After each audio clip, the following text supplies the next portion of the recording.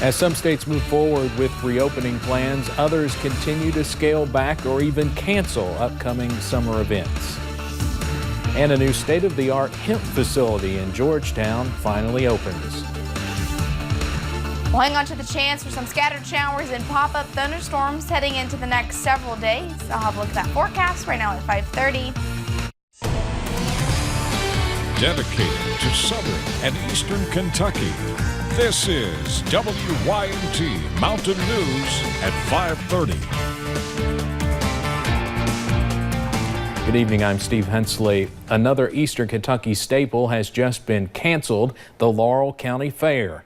WYMT's Lacey Roberts spoke with the chairman of the fairgrounds and a local business in Hazard who is also feeling the effects of this loss. Festivals and fairs are a big thing in Eastern Kentucky and for the mountains. There are some families that save up most of their money all year waiting for the next year to go to that fair. But this year's pandemic has yet again put a halt to tradition.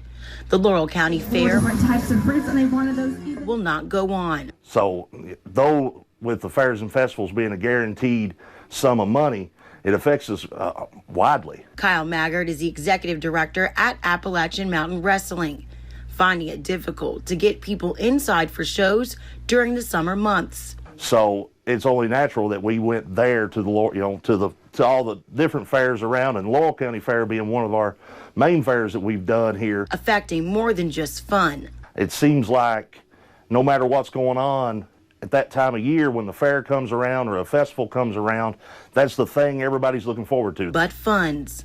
Most of those events are paid for events, which means we get a lump sum of money up front and we provide the wrestling matches. A time that no one's ever really seen before.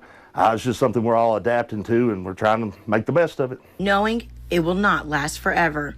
Lacey Roberts, WYMT Mountain News. As more events are canceled, Maggard says he hopes fans and others use other outlets to help support their local businesses. The Kentucky Department of Public Health has released today's updated COVID-19 numbers in Kentucky. The KDPH announced 268 new cases today, bringing the state total to 17,152 cases. They also announced 8 new deaths, bringing that total to 593. Through today, 435,471 coronavirus tests have been performed, and at least 4,785 Kentuckians have recovered from the virus. For more on COVID-19 in the mountains, and more cases were announced today in several counties, you can visit our website at WYMT.com. Fewer high school seniors are applying for U.S. federal college aid amid the pandemic. In the first weeks of COVID-19, the number of new applications fell by nearly half compared to last year's levels. Officials in Kentucky say they are working hard but are not optimistic they will catch up with last year's numbers.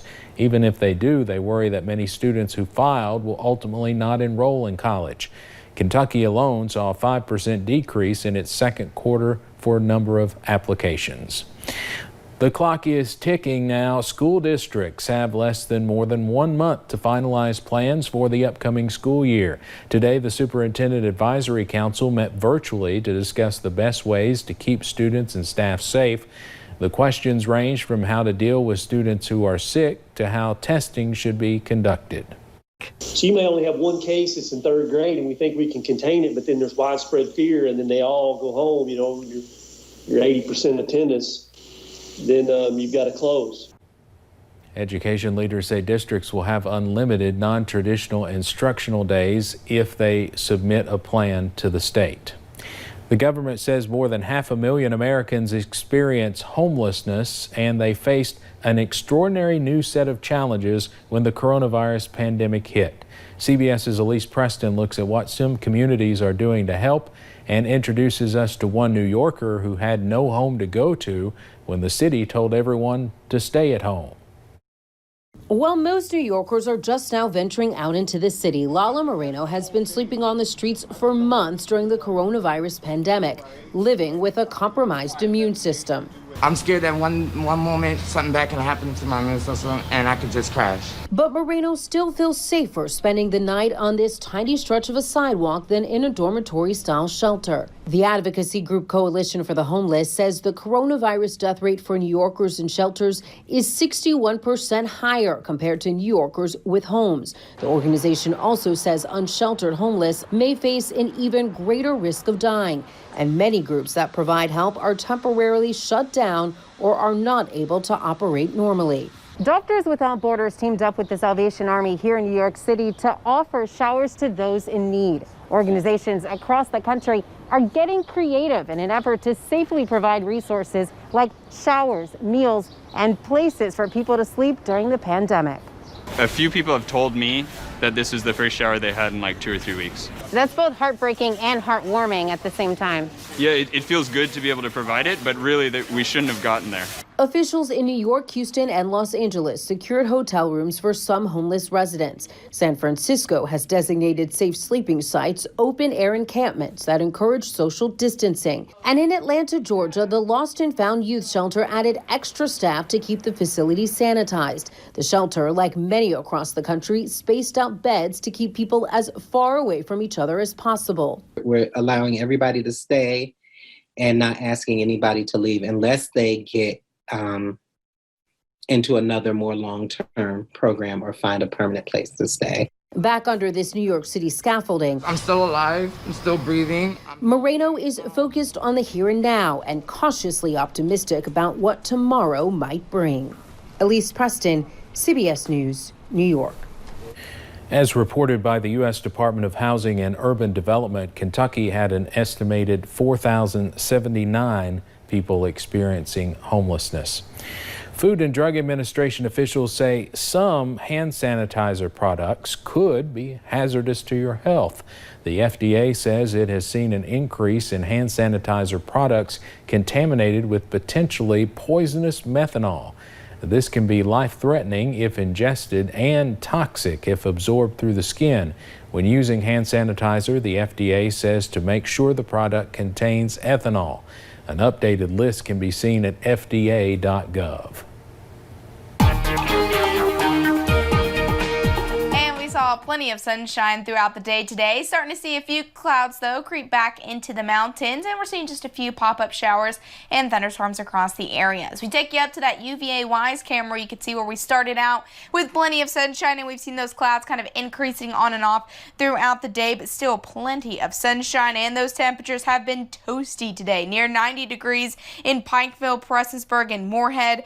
A little bit of a cool down Jackson and Hazard, as we're starting to see just a few pop-up showers and thunderstorms, but if you're not dealing with that, you're still in the upper 80s to lower 90s, especially if you're looking down into parts of the Cumberland Valley. Dew points are near about 70 degrees, or they're kind of those upper 60s to lower 70s, so that uncomfortable to instant sweat category. So if you step outside, it is definitely feeling humid out there. So as you look at pinpoint Doppler now, like I said, just a few scattered showers and thunderstorms moving through the area, but hopefully it might be cooling a few of you off. As we zoom in a little bit, you see a little pop-up shower moving into parts of Clay and Leslie County, and even down into parts of Knox County. We've seen most of them move out of Perry County, and a few of those are moving into parts of Breathitt, just past Jackson, cooling them off just a little bit. Now, heading into the next couple of days, we are going to continue to see the hot conditions tomorrow, Wednesday, and Thursday. We're also going to see the chance for some scattered showers and thunderstorms, especially in the heat of the day. But when do we get a cool off? I'll have that answer coming up in a little bit.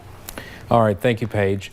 Much like the crop itself, the hemp industry is thriving here in Kentucky. Andrea Walker shows us a brand new facility opening today in Georgetown. What was once a vision became reality today as the community celebrates the grand opening of a new state-of-the-art hemp facility here in Georgetown. All right.